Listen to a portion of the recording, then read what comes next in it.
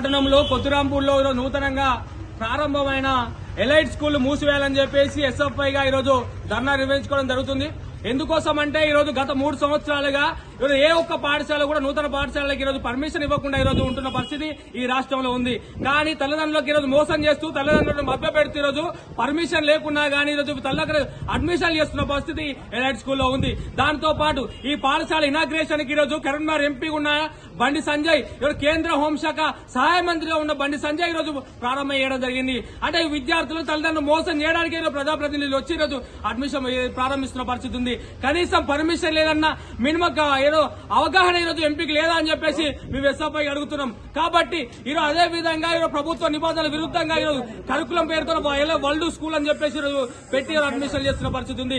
దాంతో పాటు ఈరోజు 10th క్లాస్ వరకు ఈరోజు పర్మిషన్ లేదు, 10th క్లాస్ అని చెప్పేసి ఈరోజు ఓడిసి పెడుతూ ప్రచారం చేస్తున్న పరిస్థితి ఉంది. కాబట్టి ఎస్ఎఫ్ఐ డిమాండ్ చేస్తున్నాం, పర్మిషన్ లేని ఎలైట్ స్కూల్ ఈరోజు మూసివేయాలి. దాంతో పాటు ఈ పాఠశాల యాజమాన్యాలపైన ఈరోజు చట్టపరమైన శిక్ష నుంచి కేసులు నమోదు చేయాలని చెప్పేసి ఎస్ఎఫ్ఐ డిమాండ్ చేస్తున్నాం.